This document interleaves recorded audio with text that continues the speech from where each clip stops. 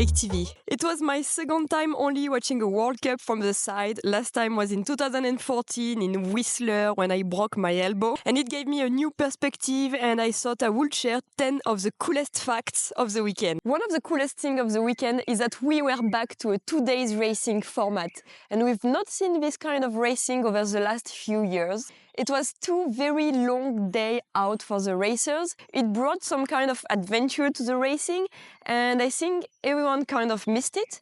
Racers seems very happy to be back to this kind of racing as well. And I've been looking at the statistics from the races in finale over the past 10 years, and it seems like we are back to some kind of old school enduro format.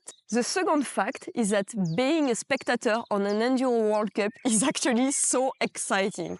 You get to be this close of the actions. It's like rider literally just ride 1 or 2 meters in front of you and you get to feel the speed, the adrenaline rush.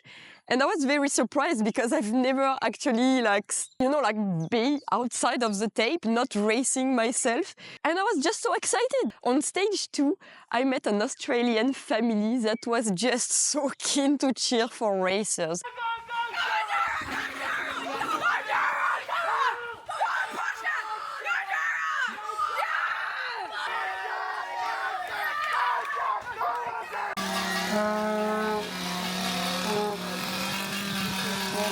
Third fact is that this year there is a junior category on the Enduro World Cup circuit. There used to be an under 21 category, but they removed this one and created the junior one. So I got to watch them a bit and I thought they deserved the spotlight because they just did the exact same race as the elite. In fourth, I wanted to do a short one about the marshals.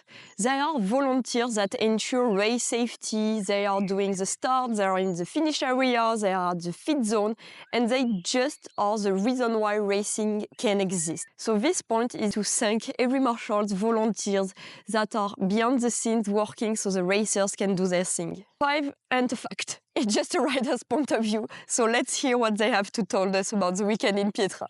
Feels insane. Like Pietra every year has been my worst result of the season. So coming in, I didn't really have like crazy expectations and had a pretty crazy off season too. So it feels pretty special. It definitely hasn't sunk in yet. So like when you're getting a bit rowdy on the edge, even if you make mistakes, you're like, oh, that's because I'm pushing. So yeah, I don't know. I was just happy today and like happy all weekend. Like I'd get rowdy, I'd just be like, like on the middle of the stage. I was like yelling back to the crowd in one point when they were cheering. So I was having fun. The one for this year, I'll be focusing on the downhill for the rest of the season. But yeah, I couldn't miss coming to Italy for such a great race and, you know, to race for 2 days as well. Like we really made the most of it.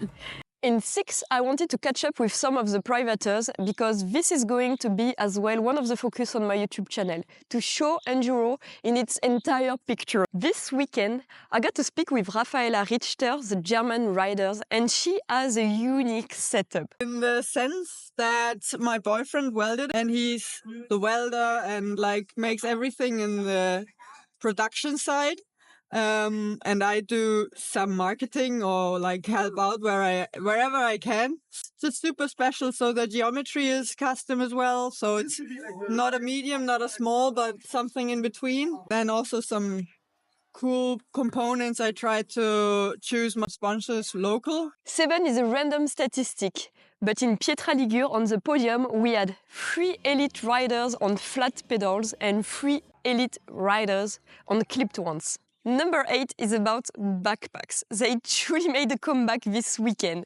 It's the first time I think I've seen so many elite riders actually doing the entire race with a backpacks. And it's kind of reminding me of the first years of Enduro when we used to go racing out there with the biggest backpacks you could imagine. Point 9 is about bike choices. Over the winter, we've heard some rumors, some leaked documents from Warners that was basically stating each bikes for each discipline. And when it came to Enduro, they were thinking about shorter travel bags than the one we actually used to race over the past few seasons. And I was wondering if it would affect riders' choices for the year. Overall, in Pietra Ligure, I did not see a lot of riders choosing to ride a shorter travel bike or lighter one. They mostly stick to the bike they were racing the previous season. Fact number 10.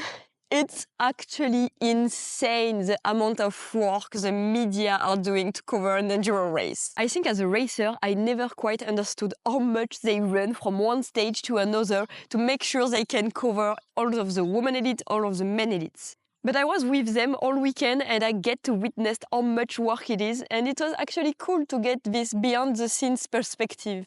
I'm very happy I survived my first EDR race coverage. It's pouring rain right now. It was 4 very long and rough days doing everything on my own, but I wanted to thank you for the support. We are already in Poland for the next round, and I'll do my best again to bring you the actions.